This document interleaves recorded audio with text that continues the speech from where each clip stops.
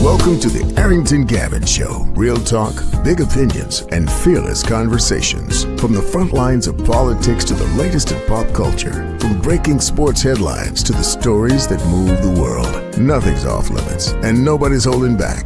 Arrington Gavin is here to break it down, build it up, and keep it all the way real. So turn it up, lean in, and let's get into it. This is the Arrington Gavin Show. What is happening, y'all? Welcome to the Arrington Gavin Show, your go-to spot for sharp insights, bold opinions, and unfiltered takes on the biggest stories of the day, whether it's politics, sports, pop culture, or the latest buzz. We're diving deep and keeping it real. So do me a favor, kick back, stay informed, and get ready to join the conversation. On tonight's convo, we're talking all things. I'll bring this up to you. So we're gonna continue on the question that I asked you all on the last show, because I did not get the chance to really expand on that combo in the previous show. I asked you all the question: are socialist Democrats the future of the Democratic Party?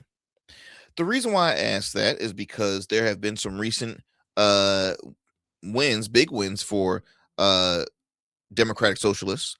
The first person I can automatically think of is Zohran Mamdani, newly elected mayor of New York City, who is continuing to be a fan favorite to most folks in New York. Obviously not the billionaires, but for the everyday New Yorkers, they appreciate, and they're a fan of Zohran Mamdani. And you can't help but say he had some added assistance with this recent win. This New York Knicks NBA Finals win brought added attention and added just happiness and growth to the community. So that was under his administration. So you can easily use that as somewhat leverage. But yeah, Zohran Mamdani, you have oh my goodness, Janice Lewis George, who recently won the Democratic primary for the DC Democratic primary, who is a known member of the I think Democratic Socialists of America's group. You have Nathia Rahman, who's a Los Angeles council woman who is now one of the top two, and possibly she has a chance of becoming the next mayor of Los Angeles. She's going up against a established Democrat in Karen Bass. Excuse me, as y'all know, I'm still kind of got a little tickle in my throat here, so I apologize if you hear me cough from time to time. But we're noticing new faces, new voices, rising stars within the Democratic Party. But it's you're still thinking like, okay, where does the future lie? Like, where do they lie? And do they lean towards a James Tellerico type Democrat? Because James Tellerico is doing pretty good in Texas as of right now. Now Texas is different, right? All of these places are different, but Texas as a whole is a very red state. Okay, you look at New York City, a very blue city. You look at Los Angeles, a very blue city. You look at DC, a very blue city. So you get to thinking like, okay, is it just blue areas where they're going to grow? Is it small pockets? Do they have a big enough impact to actually change the lanes, change the what's the word I'm looking for? Change the direction of the party. Do you see them really changing the direction of the Democratic Party? Excuse me. What I have noticed, and I will kind of put socialists and progressives not too far away from each other. I'll kind of put them as the same personally. What I'm noticing is that voters are tired of the establishment. What do I mean by that? I'm talking about those that have received APAC money, those that have a track record of doing too much uh too much of following orders from corporations and billionaires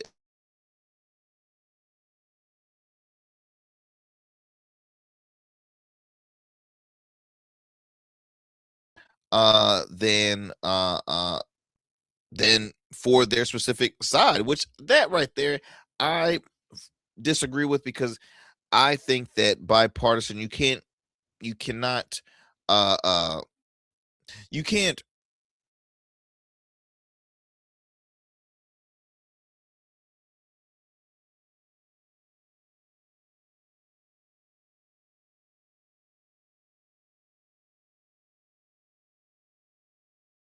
have individuals that want to say, hey, look, this is not about me, this is about the people. And then you have those that are going to say, well, I also agree with that, but there's ways that we have to there's ways and avenues that we have to do in order to get to that. And you just want to rush and go just like that.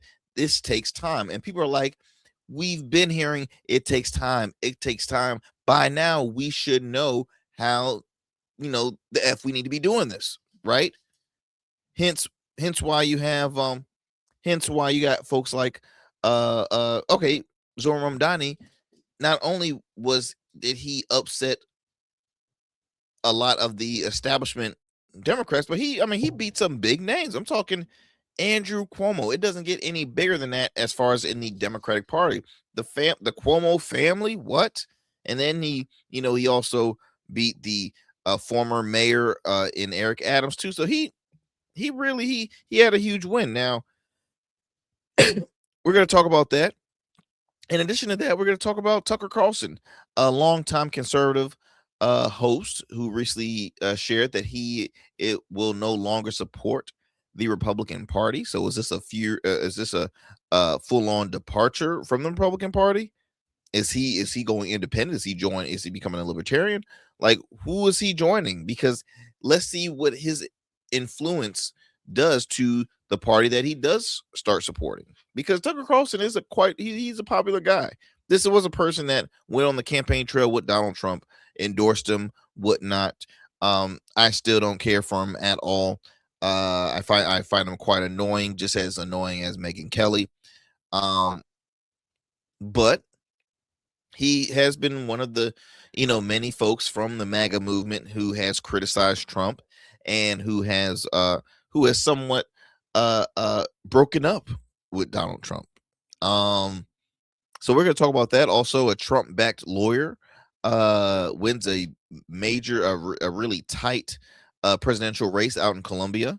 And then we got contractors out in Chicago. Matter of fact, the contractors of the recent Obama library, those contractors are currently fighting to get their pay. They're like, hey, we haven't got paid yet for this new work that we just put in, and they're not happy. And it's garnered local news out in Chicago. So we're going to talk about that too. So as always, my friends, thank you so much for taking the time out your busy schedule.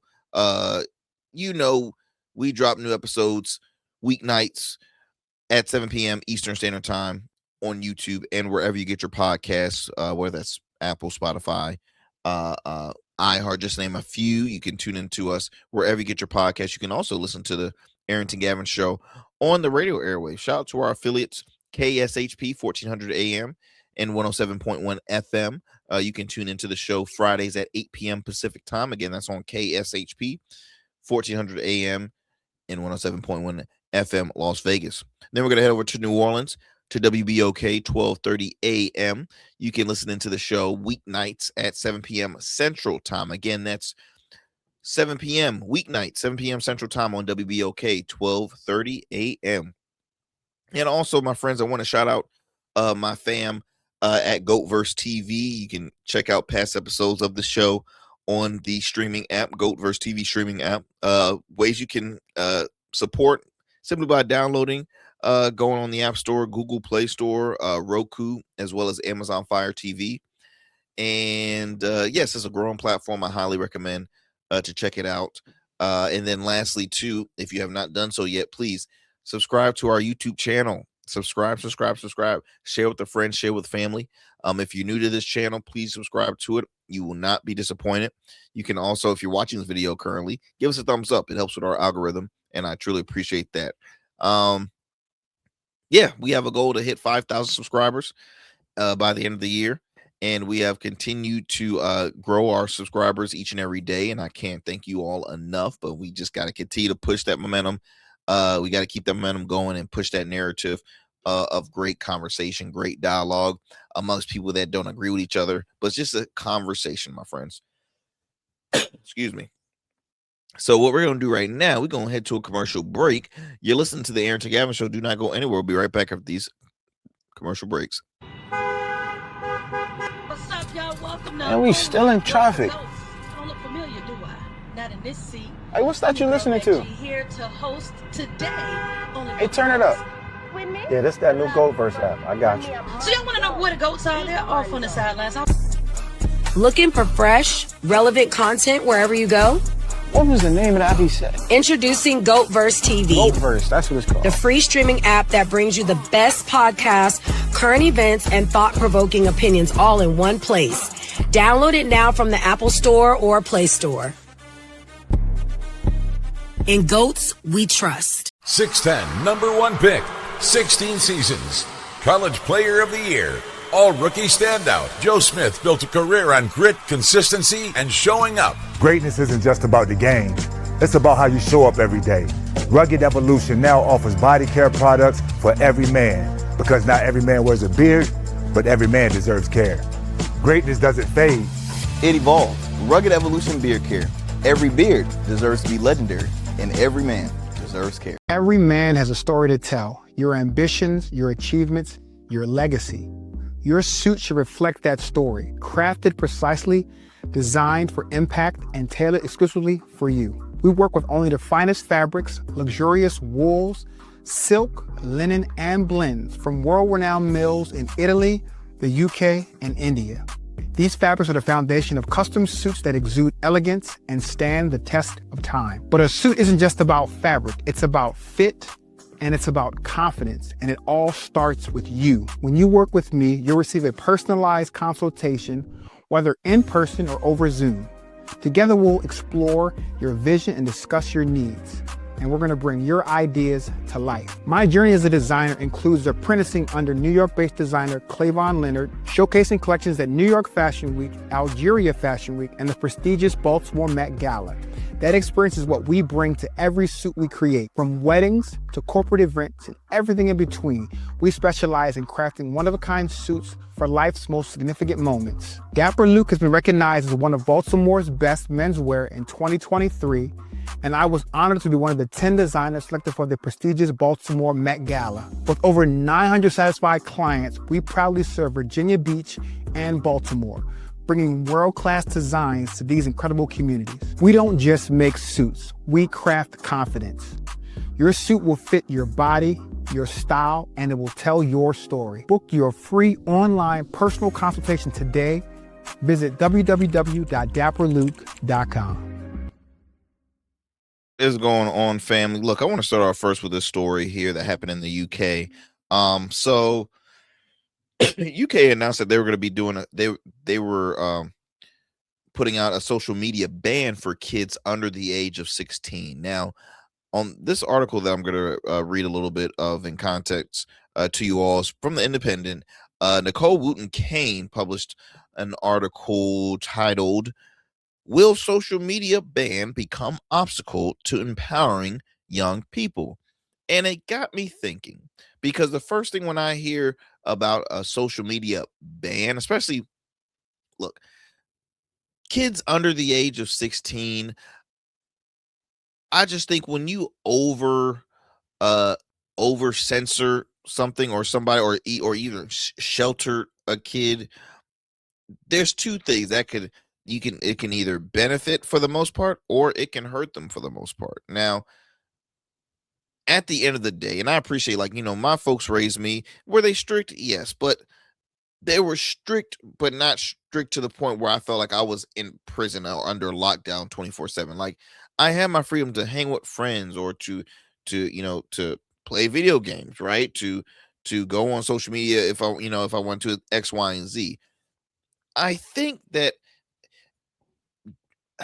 a social media ban is not, and I'll read more of like what's the cause or reason behind this, because I remember reading an article that was talking about a social media ban for teens, but I think this was in Australia, if I'm not mistaken. Now, this in the UK says here, okay, when the government announced it will welcome influencers into the tightly controlled media circles late last year, the reaction drew from the public and politicians alike. Now, critics claim treating influencers like traditional journalists was just a way for ministers to dodge tough scrutiny. Similar of what's going on in the U.S. When Trump first won his second term, he revamped the press room where you had journalists from the Post, the Hill. Let me see. You got the Washington Journal, Washington Post, Wall Street Journal, New York Times, New York Post. You had a number of CNN, MSNBC, or at the time now MS Now, Fox News. You had the Griot. You had different news source and publications that were allowed and welcomed in the press room. But now you have a president that looks at any media or news source that objects what he has to say or looks at them as a threat. He considers them fake news, because being that they don't agree with them or they kiss up to him, oh, they're not good. So what he did, he brought in far right media. He brought in podcasters. It was the first time ever you had podcasters in the press room, which I respect. But I consider myself a journalist. I consider myself a conversationalist. Now you have folks who are in the podcasting that does have journalism background, which you can put them as journalists, and they should be considered journalists. Now going back to here, talking about dodgy questions and whatnot. It says Downing Street has always insisted engaging with content creators is a vital way to reach younger voters, a demographic that is deeply needs to shore up and prepares to hand the vote to 16-year-olds for the first time. Now, I know here in the States, I'm noticing a lot of content creators that are growing, not just their status or their fan base, but you have a lot of candidates and elected officials that are reaching out to content creators, people with followings, because they know that, look, it used to be, oh wow, we got CNN, we got an interview on here and there. Now they're relying on digital, because digital has a farther reach. You get folks that are not too, well, you have folks that are involved in politics, and then you have folks that are not too involved in politics, because the young vote is still very hard to gain, in my opinion. I do know a lot of young people that are very involved and engaged when it comes to political issues and whatnot, but we still have to improve on that voting turnout. But I'm noticing, man, these young content creators, literally at elections, they have like content creator socials in politics on both sides of the aisle. Hell, content creators helped get Trump elected. If you think about it, you had the endorsement of Joe Rogan. You had Trump go on mostly podcasts than actual legacy media interviews. It was the other way around for Kamala Harris. But we're seeing a change when it comes to the use of social media. Now, going back to this story, though, the ban of social media, how is that going to affect, or is it going to help the growth of young people? Now, by the time the UK is due to hold next general elections in 2029, under 16s will have been banned from social media for 2 years. The first set of regulations could come into force as soon as spring of 2027, with platforms like Snapchat, TikTok, YouTube, Instagram, Facebook, and X, including under the restrictions. MPs and social media experts have raised concern about tension between the two policies, with some suggesting extending the franchise while banning social media could leave the young voters vulnerable to misinformation online. Some MPs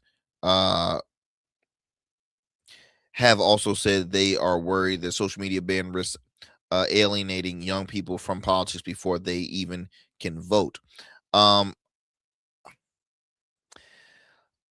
look at it as two things, because again, even though this happened in the UK, it is somewhat relatable here. You have a lot of people that are saying, well, we need to ban our children from social media because social media is, taking the lives of young people. They're putting stuff on there that is a little too graphic for this certain age. Now, look, they have ways to censor it, right? They have ways to having a parental guide or parental control over platforms on what you are allowed to do, and some of them just say, do whatever, but you just can't prevent or ban social media from teenagers. What's left for them? Yes, they can play outside and interact with people, which is like, wow, isn't that what America needs right now? Is just a sit down conversation? Yes. But at the end of the day, when it comes to social media, you can get so much proper information. And it's not all bad information. Like, that's what I can't stand. A lot of people think that social media is bad. It's not. It's good. It's good. It's only how you use it and stuff that you want to see. All right. So, excuse me. Do I think this ban will be successful and last long in the UK? I don't know. I will have to reach out and talk with some, because I have some contacts in the UK and would love to hear their take on it. But I personally don't think that this ban will last long. It'll probably be like a trial and error run, but I don't think it will last long at all. That's just my 2 cents. Okay, moving on. Let's talk about, I brought up the question, are socialist Dems the future of the Democratic Party? And you're probably saying, well, Arrington, why do you bring this question up? Well, it's because the Democratic Party is in a position now where, okay, they're in that rebuilding stage. They're in that stage where they're trying to find back their momentum. They were on a good high when, Biden won, and, they took Trump out, and they thought that, no more Trump. Thank God, we're good. We don't have to hear from that dude anymore. And his voice, it didn't stop at all. It just made MAGA and him even stronger of some sort. Now, and I say that because the Democratic Party raised the most money in a short span. They raised so much money, and guess what? Still lost. Now, you look at the Republican Party has the majority in, I think, both the House and the Senate.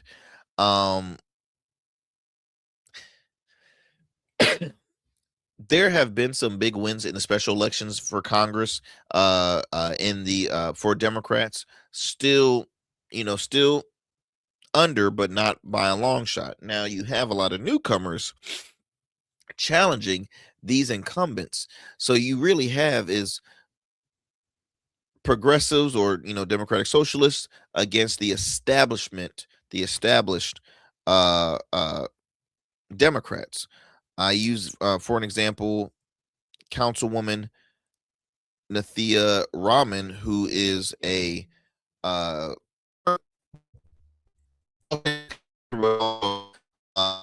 candidate for in Los Angeles.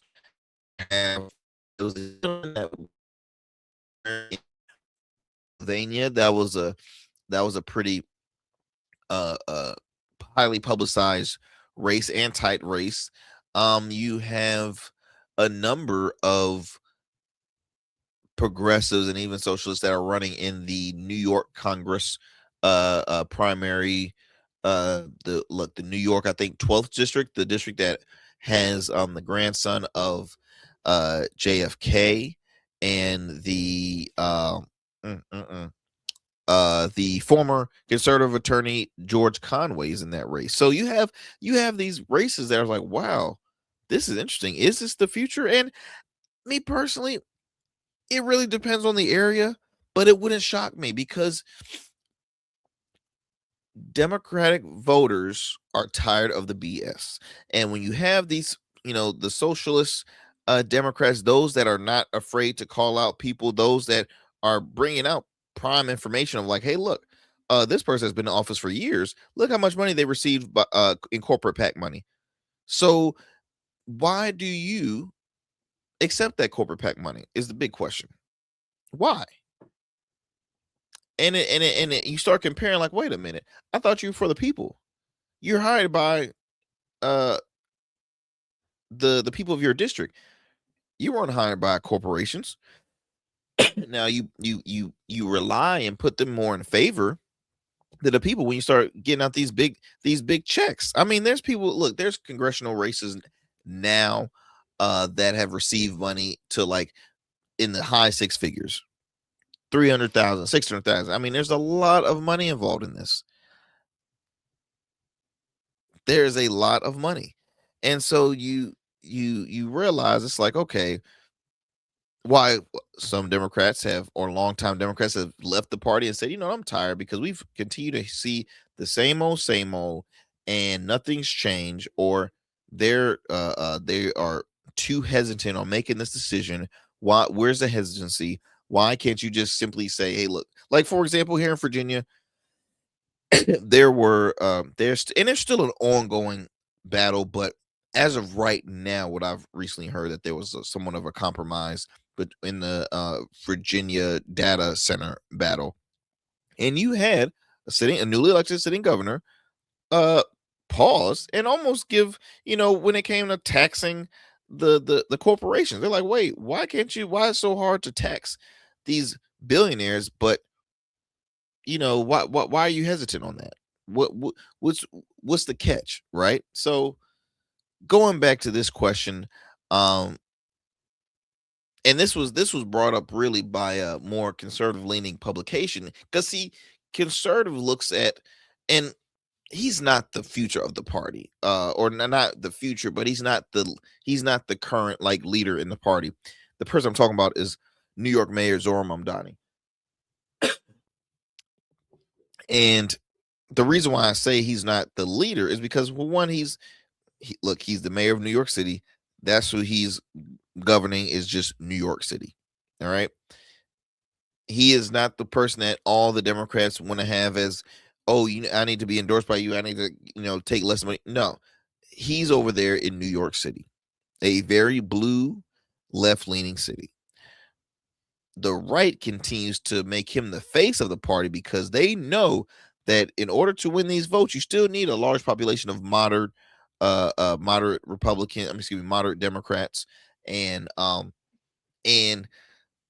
socialist Dems are usually is harder to win over moderate Republicans. Okay, now what we're going to be seeing in the future, I mean, I've mentioned DC, Los Angeles, New York, Chicago. Can those exact individuals win in larger state races? That I personally don't think so. I don't think Zohran Mamdani could become, and that's not an insult. I just I don't know, actually. I gotta take that back, because let me not put my foot in my mouth, because I'll just say this right now. Can y'all see Zohran Mamdani winning larger state races in the state of New York? Like, could you see him being the next governor of New York? Could you see him being a congressman in New York? Right? It'll be interesting, right? Because you're still gonna have folks compare and be like, well, I like a James Tallarico. Yeah, I like because he's more soft-spoken, common sense Democrat. That's what I like to see right there. I like that. I don't like the aggressive progressives and the Democratic socialists. I'm not quite there yet. But now what you're noticing is people saying, I'm a bit furious at this point. I've waited too long. I've voted for them time and time again, and I haven't got nothing in return. It's time for a change. And I know, sure as hell, I'm not going to lean towards any of the, MAGA-backed candidates. Not going to happen. And you can't vote on the reasonable Republicans, because they're going to be they're outnumbered within their own party. And in the disconnect, you have the MAGA and you have reasonable Republicans On the left, you have the moderates and you have the socialists and progressives. You do. So it'll be interesting. It'll be very interesting to see how, and just to kind of, before I end this segment here, I want to kind of give you some comparisons or what differs from other ideologies. Okay, so democratic socialism supports democracy and mixed economy with extensive social programs and some public ownership. They want to reduce economic inequality through structural reforms. Now, you have your liberals, right? Liberalism supports capitalism with government regulations and social safety nets, generally focusing on regulating markets rather than fundamental changing ownership. Now, socialism, okay, can range from democratic to authoritarian systems with broader public ownership of economy. Then capitalism, where I'm not gonna lie, I'll have a little bit of views. I'll have a little bit of capitalism in me. If some point supports private ownership, market competition with varying levels of government involvement. So just to kind of give you a little difference when it comes to like all the different ones. So you might get like your I don't know, you might get your AOC's, Ilhan Omar. I'm trying to think of some other Jamal Bowman at the time. Cory Bush is making a political comeback. Now, if you want, to kind of examples of moderate Democrats, Biden was moderate. Amy Klobuchar, who's I believe running for Minnesota governor. She's a senator out in Minnesota, but I think she's currently running for governor. You got Mark Warner, who's a senior senator, U.S. senator here in Virginia. So that's just to name a few moderate Democrats. Let's go ahead, my friends. Let's go ahead and excuse me for the coughing too. I know I'm probably like getting on your nerves with the it's like, oh my gosh, was he be quiet? Sorry.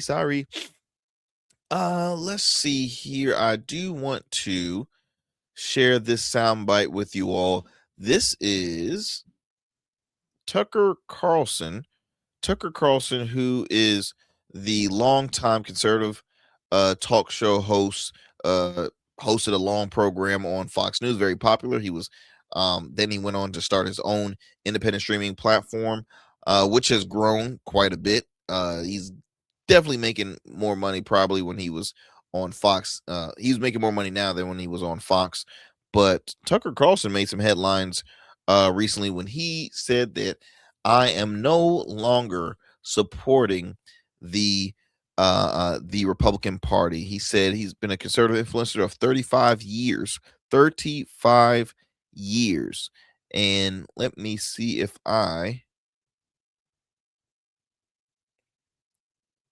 here we go. I have the article here. Let me go ahead and share this soundbite with you all. Would not support the Republican Party. There's no chance I would support the Republican Party. I'm not going to support the Democratic Party. I don't know what I'm going to do. But at this point, how could I or any American voter support a political party that's not loyal to the United States, that puts the interests of a foreign country above those of its own citizens? That's it's not possible to vote for people like that. And I'm not going to. And I think I voted Republican my entire life. I worked at Fox News, CNN, right, MSNBC. I've been a consistent defender for 35 years of the Republican Party. I mean, very consistent defender. But there's no defending this because it's immoral. And it's exactly the opposite of what a political party in a democracy is charged with doing, which is representing its own voters, its own citizens, its own nation. And they're not doing that. So, no, I'm out. And if I'm out, then I think a lot of other people are out. So, okay. So check it. So he said he can no longer support the Republican Party. He didn't say he's going to stop being a conservative, right? He didn't say he's going to stop having conservative views. He just said that he can no longer support the Republican Party, mainly because he's like, this is a party that's supporting and cares more about foreign or other countries than our own country, right? They focus more on pleasing other countries and not their own. Let me read you a little more of this in content. So he was on a looked like he was on a recent program called Can't Be Censored. And he said recently on the podcast, there is no chance I would support the Republican Party ahead of the November midterm election, dismissing political affiliations he defended as a pundit for decades, including as one on Fox News channel as one of their most popular hosts, by far the most popular. He said, I'm not going to support the Democratic Party. He shared that he supported Trump in 2024. He supported him. I mean, prior to that, I mean, he just publicly supported Trump in 2024.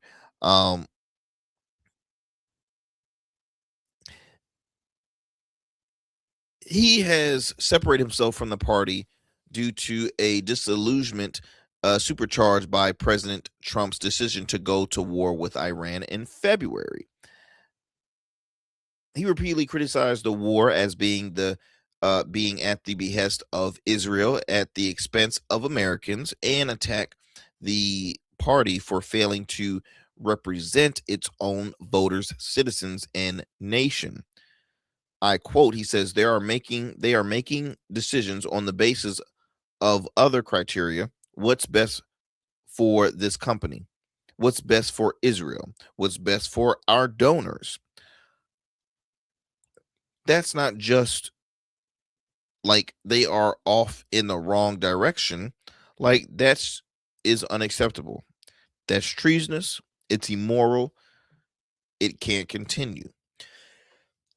I continue on by saying, Tucker went on to say, I've been a consistent defender for 35 years of the Republican Party. I mean, very consistent defender, but there's no defending this. So no, I'm out. And if I'm out, then I think a lot of other people are out too. Now, the very first person that, to my understanding, that left the MAGA and Trump's BS was Candace Owens. Now, I have the reason behind that is because she, excuse me, I had said that because she is no longer invited to the cookouts on either side, right? She's no longer being paid by MAGA. She was a rising star when MAGA first started. Now she's the least she's one of the most unpopular stars in MAGA. MAGA could care less about Candace Owens. So you see her now, and she ticked off Ben Shapiro in the Daily Wire, a company that grew her career even more. She's now fully independent with her media. It was her. Then you had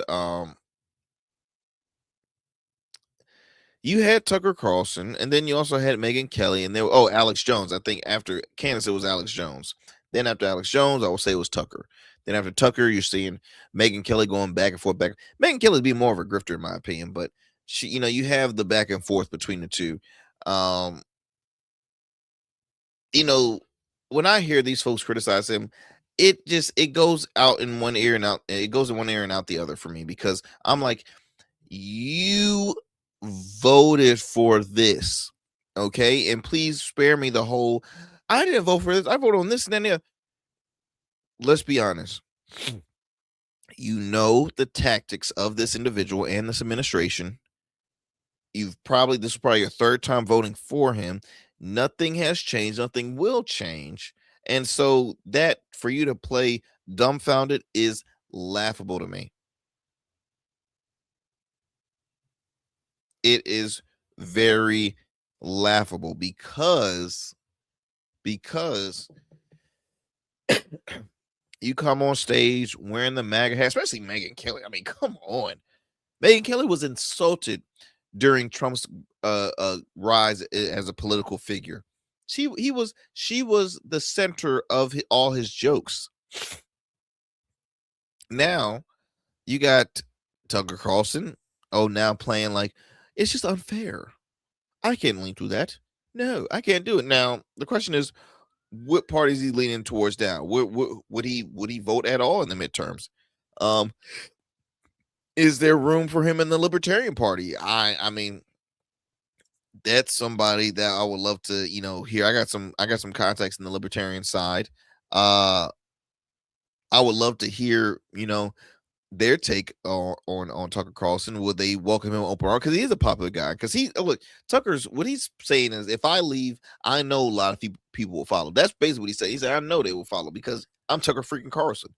I have a Tucker Carlson network. I'm a big name in the conservative movement. If I go, they're coming with me.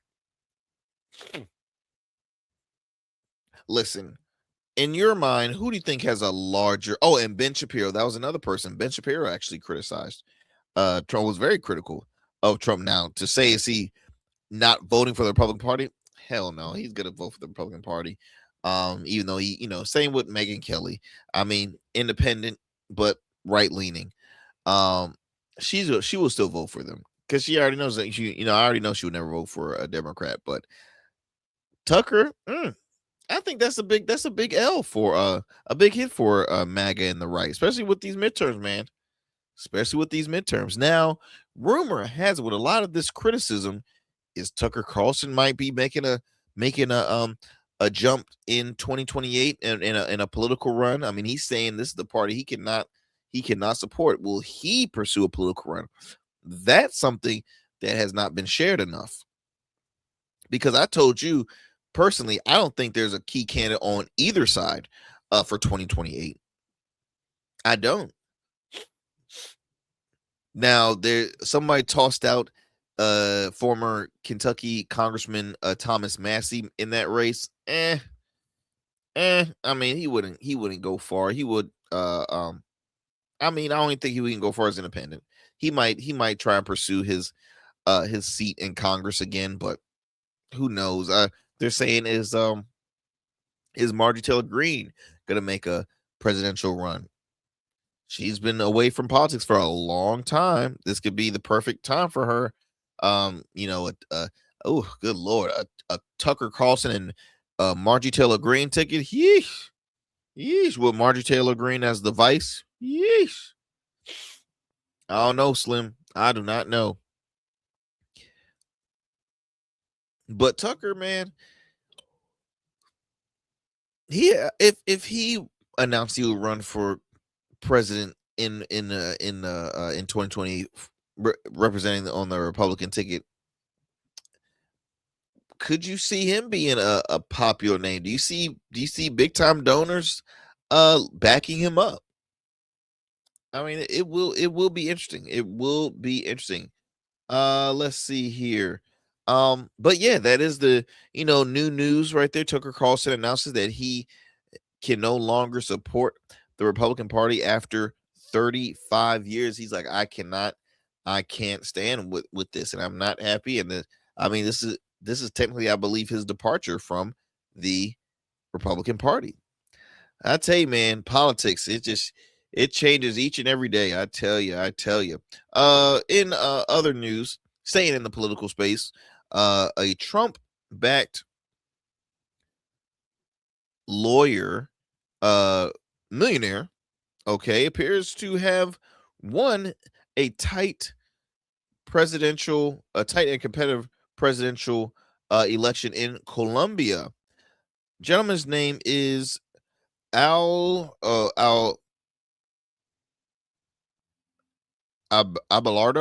de la Asprila. I'm sorry if my language is not that sharp right now, especially when I'm, like I said, I'm trying to fight this cold here.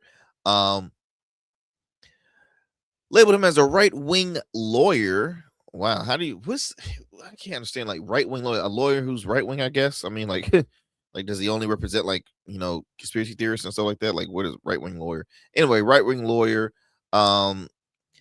who has says here, far right millionaire wins Colombians razor tight presidential election. This is reported by The Guardian.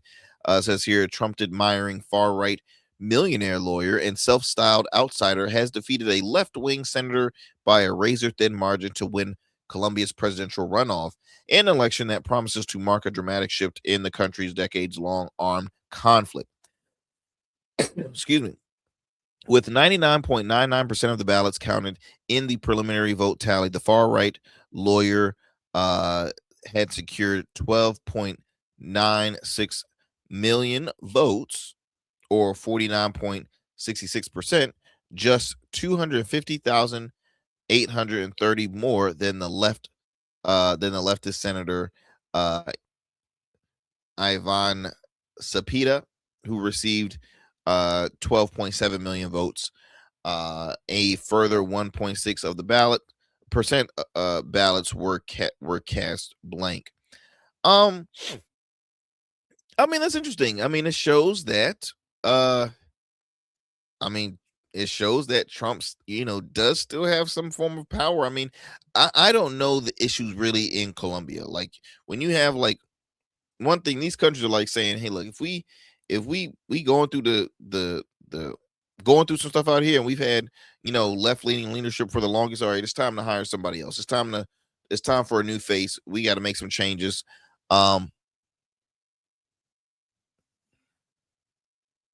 They're saying that this results is being seen as a further evidence of a wave of far-right candidates sweeping presidential elections across Latin America after recent victories by Nastri Asfara in Honduras and Jose Antonio Cast in Chile, while Kiko Fujimori currently leads the vote count in Peru. Like them, they've all, and like this recent gentleman I just shared, also received the endorsement of U.S. President Donald Trump. Although only after winning the first round, Trump shared news of Colombia's victory in a brief social media post, writing, "He's won big. He's won big." In his victory speech, where his law firm, Barquilla, on Colombia's Caribbean coast, where his law firm and campaign headquarters are based in, he promised to respect the Constitution. Yeah, right. Although he said during the campaign that he will disavow the left, a remark he later described as merely a figure of speech. He said that he will be the president of all Colombians. I mean, they say that now. Like I said, they say it now during campaign season. But once they get that gavel, shoot, it's a whole different ball game, my friends. It's a whole different ball game.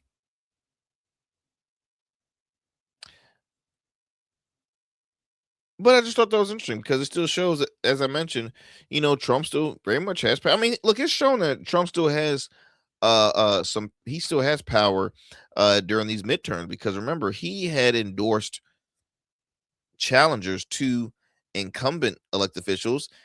Bill Cassidy, the U.S. Senator out in Louisiana, lost his primary to a Trump endorsed candidate. Thomas Massey lost his seat due to a Trump endorsed challenger. Texas, okay. Ken Paxton won. Corn lost. There's another race. I think out in Georgia. I believe. Yes, I am right. Trump endorsed candidate for the Georgia Senate race, I believe, had won. So there's a number of people, they have won when they get touched by Donald Trump, when they get that endorsement from Donald Trump. Now, can they win elections? That's another thing. But obviously, it's proven here in Colombia and other areas in Latin America. So, maybe Trump should move out there in Latin America and build up a fan base out there. But yeah, it is interesting, my friends. It is interesting. Look, let's go and take we're gonna take another commercial break here. You listen to the Arrington Gavin Show. Do not go anywhere. We'll be right back after these commercial breaks. Order your beard care products with Rugged Evolution. We're your local beard care line that supports the maintenance of your full, mature beard. Our line includes conditioning shampoos, moisturizers, balms, oils, shaving lotions, and exfoliating soaps. These products moisturize, hydrate, nourish, and have all the natural ingredients for a healthy beard. Log on to our website or download our app to place your orders. Become a man of distinction with Rugged Evolution Beard Care. And remember, rugged is the new smooth. I'm Aaron Phillips. Join me Saturdays at 12:30 as I host The Voice of 757. I'll share news, events, happenings, and the people that shape the 757. That's The Voice of 757, Saturday afternoon at 12:30 right here on Sky 4. Our risk from injury from a fall or car crash increases as we age. But getting older doesn't have to mean giving up on the activities you love. Take simple steps to avoid injuries, like doing activities that improve strength and balance. Get yearly eye and wellness exams, and talk to your doctor or pharmacist about the medicines you take. Also, tell your doctor if you've fallen or worry about falling. Learn more about aging without injury at cdc.gov/stillgoingstrong. Welcome back, y'all, to the Arrington Gavin Show. Next up, man, I mentioned about frustrated contractors out in Chicago that is waiting on the money that they are owed. Now, these subcontractors happen to be those that was behind the Obama Presidential Center. I don't know if you've all watched the ceremony. It was a beautiful ceremony, but this has raised and this is not on really this is not on the Obamas. This is about, again, contractors not getting compensated for some of the work they did for this library. Let me go ahead and show you this soundbite from an NBC affiliate out in Chicago that talks more about this story. I was excited because of the fact of who Obama is, him and his wife, and they come from Chicago. There are only a few days to go until the Obama Presidential Center opens here in Chicago, and even at this late stage, there are some controversies between the people responsible for building the building, the contractors, and the foundation itself. The African American Contractors Association of Chicago says there are at least 10 small contractors who are threatened financially because they so far have not been paid the full amount for the work they have done on this project. They say there are disputes between the larger New York-based contractor and the smaller contractors over things like compensation, also things like change orders, things that were put in, had to be ripped out and reinstalled, or things that were added to the project. Now, as far as the Obama Foundation goes, they are saying that disputes like this are not uncommon among contractors, especially on a project this large and with so many moving parts. Still, the African American contractors here in Chicago say time is of the essence. Once this building is built and open to the public, they say they don't want to be forgotten about. I was excited. So my thing is, if they're saying this is not uncommon, then why are contractors having to rely on local news to share the story? Because here's the thing: if they knew it was uncommon, they're like, look, I'm not gonna sweat. I'm not going to make a big deal of this because, hey, this is uncommon. This is a pretty common thing that occurs, and look, I can be patient. I understand, times of the essence, this and that and the other. This happens in the industry, but no, that man's like, no. So, owner of Adamson Plumbing, Mike Owens, says his company is owed nearly $4 million on the Chicago project. The Obama Center, and this, as you could hear, that story was aired before the ceremony had broke, because the ceremony actually happened the same day of my New York Knicks parade, by the way. So I was alternating watching both. But the center was built as a lasting legacy for former President Barack Obama, and its construction was touted as an ambitious model built with aggressive goals for minority-owned and local businesses. But now some of the very subcontractors who helped build the 19.3-acre campus on Chicago's South Side said they are facing financial ruin as they race to recover millions of dollars that claim remain unpaid ahead of the center's grand opening. Now, overall, construction costs were reported to be $830 million in 2021 and have likely climbed past the 1 billion mark. Wow. There has been identified multiple construction firms claiming losses ranging from hundreds of thousands of dollars to tens of millions. The allegations cut against one of the center's defined goals, helping minority-owned businesses and local contractors grow through one of Chicago's highest profile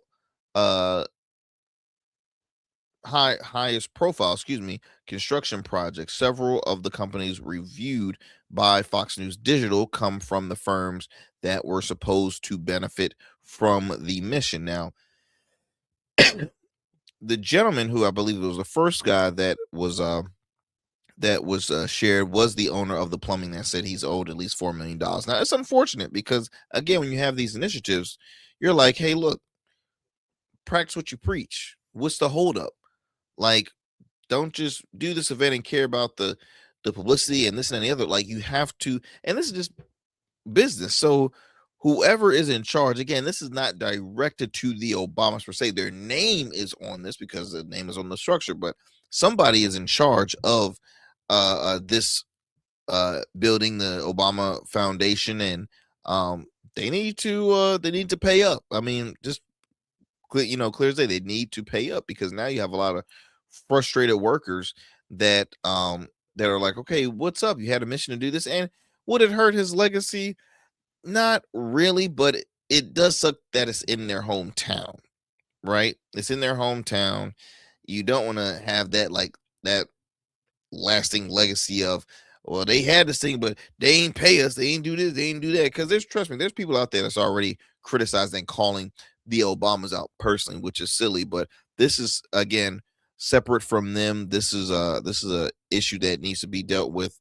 And I mean, it's unfortunate because they had a large ceremony that was held outside of the center, and yeah, it was nice.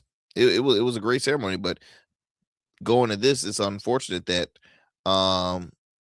let's see. It says here, he said unnecessary delays and 100 change order requests left his company absorbing millions of dollars in additional costs. Yeah, that's unfortunate. Okay, now I see the gentleman, the owner of the property. So, I mean, the owner of the plumbing company. So, yeah, man, that's unfortunate. That is very unfortunate. I'm going to end it on there, y'all, because I'm looking at my time and times of the essence. And, time goes by so fast here. Thank you, as always, for sticking with us. I apologize that y'all had to continue to hear my coughing because I'm hoping to get rid of this little tickle in my throat. It's been annoying. Trust me, I've been dealing with it for a while, and it sucks when you have a talk show and you can't stop coughing. Like, the more you talk, the more it kind of irritates your throat. And I've drunk all the tea, I've taken all the medicine, and it always happens in the summer, like in the summertime for me. It always happens in the heat. That's what I can't stand. I'm like, only in the heat where I always get like a kind of like drainage issues and all that stuff. But anyway, my friends, thank you so much for sticking with us here on the Arrington Gavin Show. Be sure to stick around for more great conversations and episodes of the Arrington Gavin Show. I'm bringing on some guests running in some local races, congressional races, and you're going to be in for a treat. So peace and blessings. I will talk to you soon. Stay safe, stay blessed, and stay informed. As I mentioned, it's midterm season, so you have to stay knowledged up with a lot of the information on your candidates that you're going to be voting for in these upcoming elections. So